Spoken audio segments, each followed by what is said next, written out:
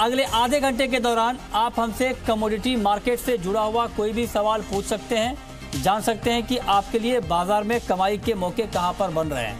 हमारा toll free number है 1800-180-3545। इसके अलावा आप 0120-4258-237 पर भी अपना सवाल पूछ सकते हैं।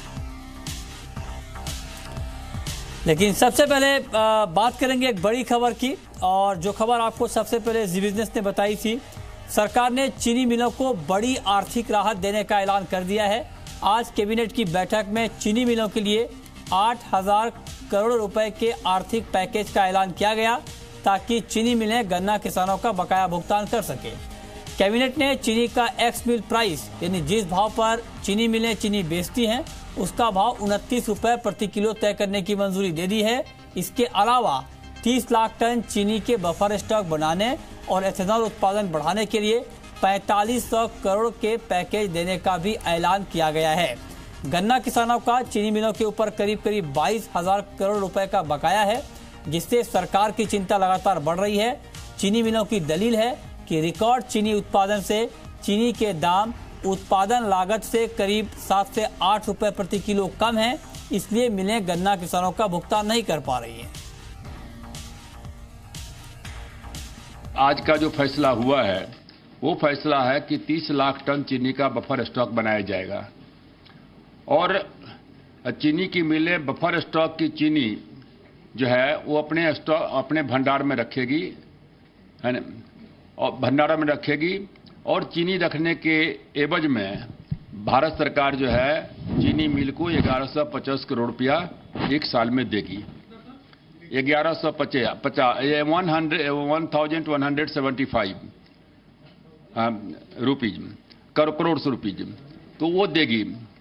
और उसके बाद दूसरा ये निर्णय लिया गया कि चीनी का जो न्यूनतम मिनिमम क्या कहते हैं कि जो प्राइस होगा वो एक्स मिल प्राइस जो है वो तय किया गया है, मिनिमम वो है 29 रुपया है, 29 रुपया तय किया गया है उसके प्रति किलो।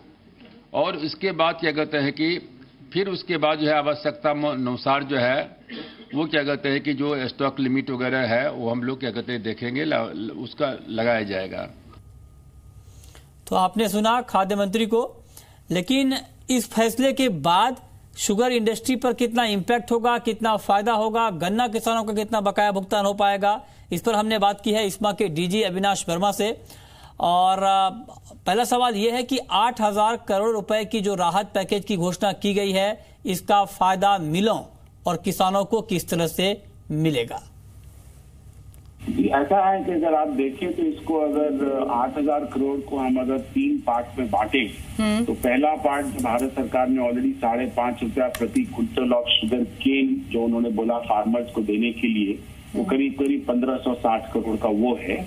दूसरा है कि हमको बफर स्टॉक क्रिएट करने का आदेश आने वाला है करीब 30 लाख टन, इसकी बफर सब्सिडी की भुगतान भारत सरकार करेगी 1 साल के लिए, करीब वो 1200 करोड़ होगा। तीसरा कंपोनेंट है कि वो हमें एक लोन दिलवा रहे हैं ताकि हम इथेनॉल प्रोडक्शन कैपेसिटी खड़ा करें अगले 5 सालों में। वो लोन का अमाउंट करीब 4,500 करोड़ का है। तो ये तीनों पैकेज जोड़ के करीब 7,000 करोड़ 7,200 करोड़ के अंदाजन का पैकेज आता है।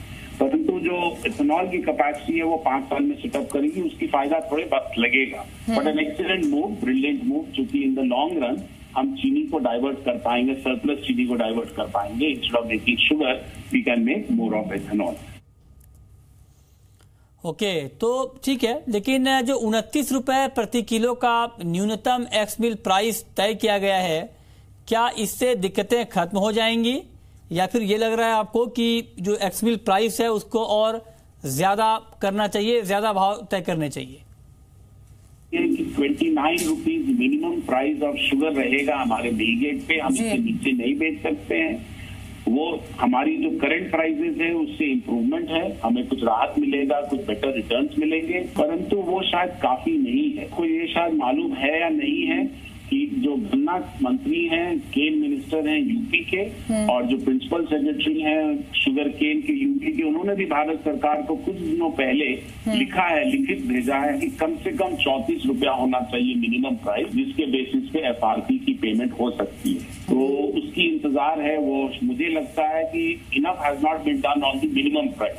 गवर्नमेंट आगे मूव किया, बट आधे रास्ते जाके वो रुक गए हैं। तो आई एक्सपेक्ट कि इस पे कुछ रिवीजन जरूर करना चाहिए उनको, नहीं तो ये 22,000 करोड़ की जो पेमेंट है वो शायद नहीं हो पाएगी, क्योंकि 29 rupees may not be enough. Okay, तो इस्मा का ये कहना है कि 29 रुपए का जो भाव तय किया गया है न्यूनतम एक्स मिल प्राइस, यानी जिस भाव पर चीनी मिलें चीनी बेचती हैं, ये भाव कम है क्योंकि चीनी उत्पादन की जो लागत है, जो मिलों की दलील है, जो इस्मा की दलील है, वो 34 से 35 रुपए प्रति किलो है। लिहाजा 34 रुपए का कम से कम भाव यहाँ पर तय करना चाहिए ताकि चीनी मिलों का नुकसान यहाँ पर कम हो। तो ये बड़ी खबर आपने देखी, हमने आपको बताया कि क्या खबर है, उस पर क्या इम्पैक्ट होगा, ये हमने आपको इंडस्ट्री का रिएक्शन भी सुनाया। लेकिन अब आगे बढ़ते हैं और अब बात कर लेते हैं कि आज के बाजार में आपके लिए कहाँ पर कमाई के मौके बनेंगे। तो शुरुआत कर लेते हैं गोल्ड और सिल्वर से ही, क्योंकि सोने चांदी की कीमतों में एक उतार चढ़ाव का माहौल बनता हुआ दिख रहा है। हमारे साथ आज समीर सालवी हैं, आनंद राठी कमोडिटी के टेक्निकल एनालिस्ट, मुंबई से हमारे साथ जुड़े हैं, और साथ ही एसएसजे कमोडिटीज के प्रियांक उपाध्याय हैं। आप दोनों का बहुत बहुत स्वागत है। प्रियांक, गोल्ड में आज के कारोबार के लिए अगले 6 घंटे के लिए किस तरह का ट्रेंड आप देख रहे हैं?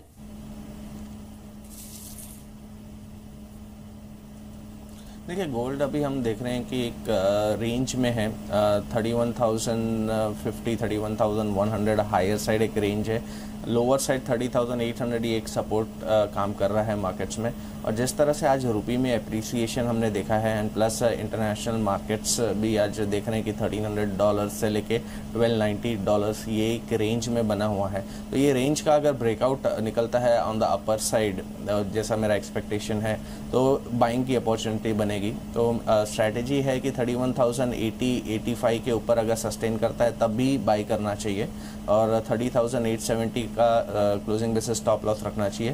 And on the higher side short term में मैं देख रहा हूँ 1 to 5 ट्रेडिंग सेशंस में 31,350 31,400 के लेवल्स आ सकते हैं। ठीक है, ओके। तो आप कह रहे हैं कि 31,085 का भाव दिखे गोल्ड में, तो यहाँ पर खरीदारी करनी चाहिए 31,400 के लक्ष्य के लिए, और 30,870 का स्टॉप लॉस आप यहाँ पर लगा सकते हैं। तो ये आपके लिए एक बाइंग का मौका बन सकता है। चलिए, हमारे साथ अब कॉलर जुड़े हैं, रवि शर्मा हैं। पूछिए शर्मा जी। हेलो जी जी, पूछें सर।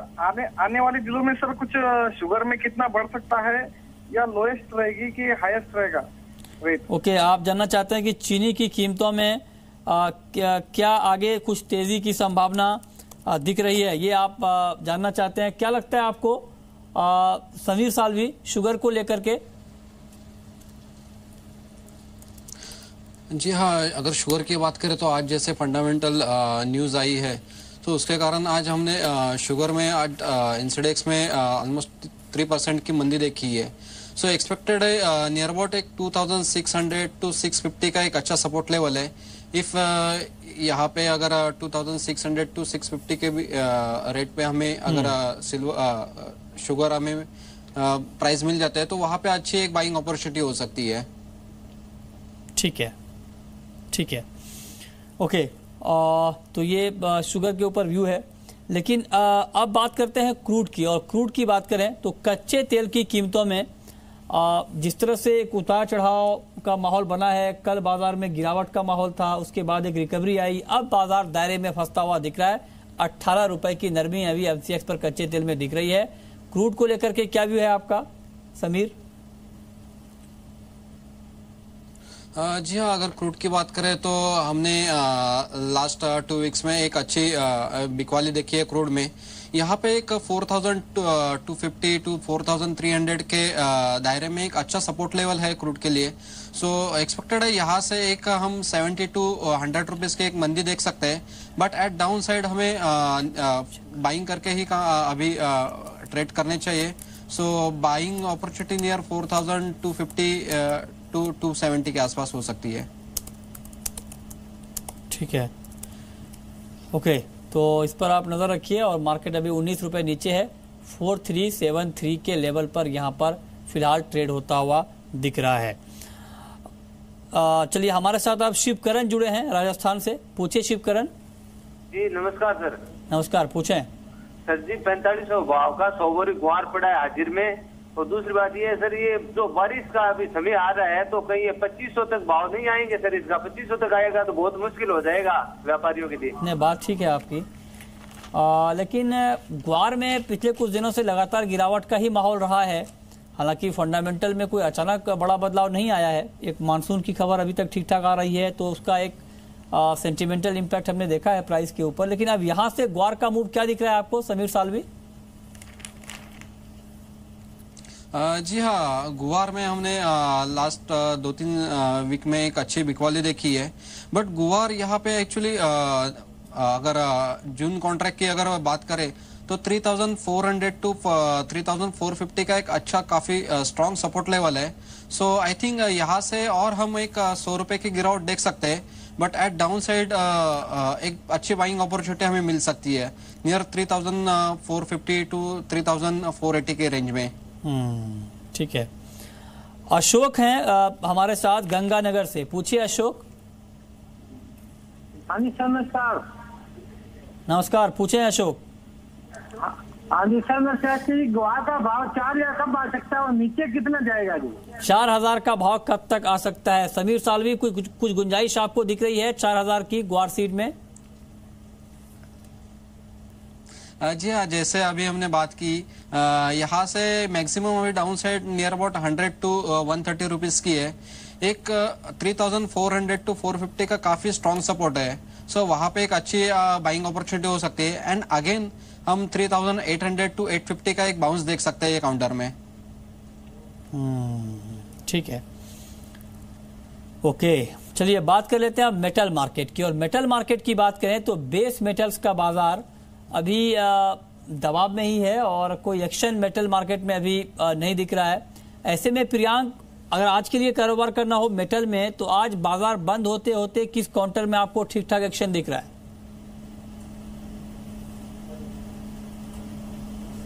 देखिए, सारे बेस मेटल्स हम देख रहे हैं कि एक पॉजिटिव ट्रेंड के साथ ट्रेड कर रहे हैं लास्ट फ्यू ट्रेडिंग सेशंस पे अगर आप नज़र डालें तो। कल कॉपर जिंक में अच्छा एक ट्रैक्शन देखा ऑन द हायर साइड। मेरे हिसाब से कॉपर अभी भी 478 480 तक लगता है जा सकता है। तो जो भी करेक्शन आता है अराउंड 474 473 वो एक सपोर्ट रहेगा इंट्राडे के लिए। और 480 482 हायर साइड हम एक्सपेक्ट कर सकते हैं। वहीं जिंक भी अट्रैक्टिव दिखता है, थोड़ा शॉर्ट टर्म पर्सपेक्टिव लेना पड़ेगा। 213 212 ये एक अच्छे सपोर्ट जोन्स रहेंगे और 218 219 के शॉर्ट टर्म टारगेट्स रहेंगे। ओवरऑल बेस मेटल्स सारे एक पॉजिटिव जोन्स में रहने चाहिए from the short term perspective. Akash हैं मुजफ्फरनगर से, पूछिए आकाश। आकाश, आपको आवाज आ रही है? जी सर। जी पूछें। सर मैंने क्रूड ऑयल में वो सेल कर रखा है, हाँ जी आ रही है। 5 लॉट आपने बेचा है 4341 के स्तर पर। मार्केट उससे ऊपर है अभी, क्या भी है आपका समीर, क्या करना चाहिए टेक्निकली? आपको मार्केट क्या दिख रहा है? जी हाँ, इन्होंने एक्चुअली काफी लोअर लेवल पे क्रूड में बिकवाली की है। इसमें सलाह यही रहे कि एक 4420 का एक स्टॉप लॉस रखे काउंटर में and position hold. At down side near about 4300 भाव मिल जावे तो वहां पे कवर करना चाहिए पोजीशन। चलिए, सवाल जवाब का सिलसिला जारी है और अगला सवाल महेंद्र का है जो कि जोधपुर से हमारे साथ जुड़ रहे हैं। पूछिए महेंद्र।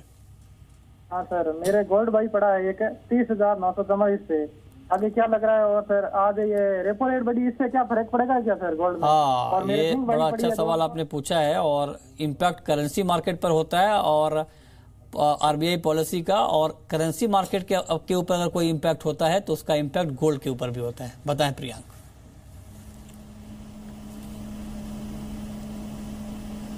देखिए, जिस तरह से रेपो रेट आज इंक्रीज हुआ है तो उसकी वजह से हमने देखा कि आफ्टर 2 o'clock रुपी में एक एप्रिसिएशन हुआ है और 66.90 के आसपास ट्रेड होते हुए दिखे हमें। तो जिस तरह से रुपी में एप्रिसिएशन आया है तो उसकी वजह से गोल्ड में जो अपसाइड आती है वो एक लिमिटेड हो जाती है और डाउनसाइड प्रेशर एमसीएक्स में ज़्यादा दिखता है। और अभी गोल्ड का व्यू अगर हम डिस्कस करें तो जिस तरह से इंटरनेशनल मार्केट्स अभी 1300 से 1290 1288 का ये जोन्स में ही ट्रेड कर रहे हैं, एक नैरो रेंज में चला गया है मार्केट, तो एक अपर साइड ब्रेकआउट की उम्मीद है मुझे।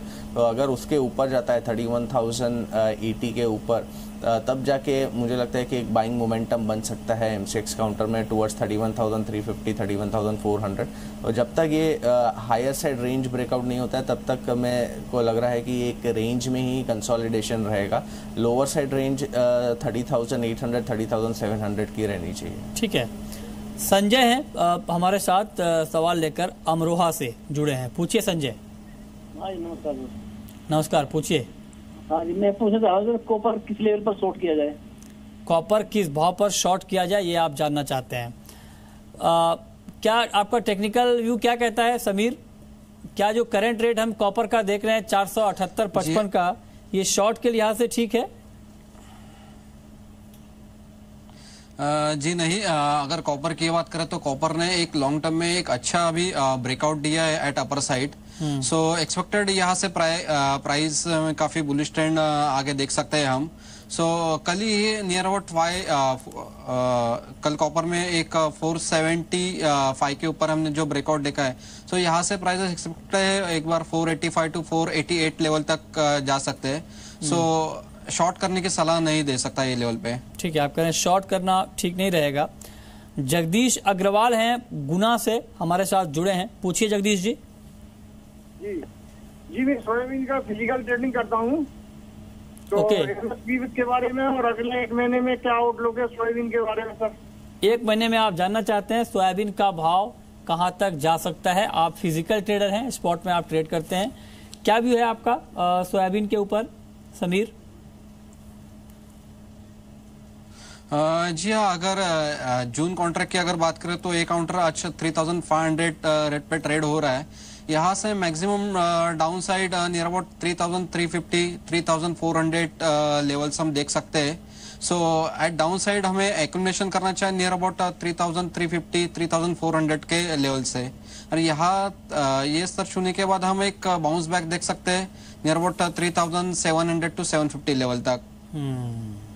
ठीक है, तो इस पर आप नजर रखिए। 27 रुपए नीचे आज सोयाबीन का वायदा ट्रेड किया है। 3,501 का लेवल यहाँ पर दिख रहा है। चने को लेकर के कुछ आपका नया आउटलुक है समीर सालवी? जी हाँ, चने में ट्रेंड फिलहाल बेरिश है। अभी ये 3,000 exchange June contract near about 3,510 ये लेवल पे ट्रेड हो रहा है। यहाँ से एक 3,480 का एक काफी स्ट्रॉन्ग सपोर्ट लेवल है। इफ अगर ये सपोर्ट ब्रेकडाउन देता है काउंटर, सो 4,450 टू 4,440 के भाव हम देख सकते हैं। और ऊपर सर में नियर अबाउट हमें 3,560 570 का अगर भाव मिले तो वहां पे सेलिंग करके ही काम करना चाहिए काउंटर में। Overall trend is bearish. ठीक है, आप कह रहे हैं कि ओवरऑल जो ट्रेंड है मार्केट का वो बेरिश है, गिरावट का है। दिनेश नागर हैं कोटा से हमारे साथ जुड़े हैं। पूछिए नागर साहब। हेलो जी, पूछें। सर मैंने 5 मिली कॉपर बेच रखे हैं 475 में, मुझे क्या करना चाहिए? 475 पर आपने 5 लॉट कॉपर बेचा है, तो अभी आपको करना क्या है ये बताएंगे आपको प्रियांक। प्रियांक, क्या करना चाहिए इनको अभी?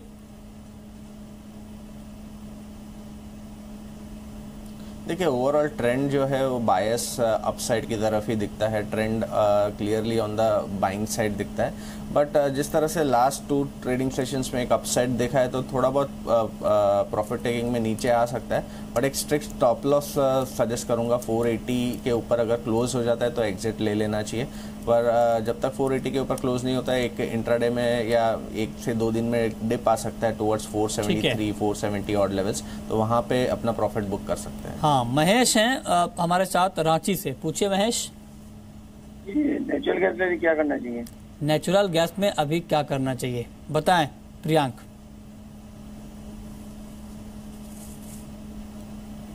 नेचुरल गैस में हम देख रहे हैं कि 202 205 एक रेजिस्टेंस है और वहां से एक बार मार्केट फिर से डाउनटर्न लिया है, तो 197 के आसपास रैलीज पे बेच सकते हैं। 201 के ऊपर का एक क्लोजिंग बेसिस स्टॉप लॉस रहेगा। शॉर्ट टर्म टारगेट से 190 के रहेंगे।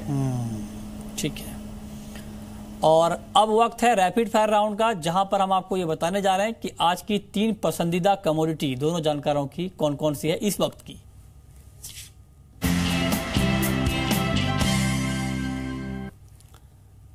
समीर, आपकी पहली रैपिड फायर कॉल क्या है? जी हाँ, नेचुरल गैस हमें एट डाउन साइड बाइंग करना है near about 192, stop loss 188 and upside target 197।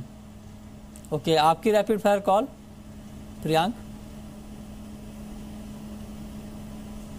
Silver current levels पे बाई किया जा सकता है। स्टॉप लॉस 39,450 का रहेगा on a closing basis. Short term targets में देख रहा हूँ 40,350 के आसपास के। चलिए, शुक्रिया आपका प्रियांक उपाध्याय और समीर सालवी, आपका भी हमसे जुड़ने के लिए, बताने के लिए कि कमोडिटी में कहां पर कमाई के मौके बन रहे हैं।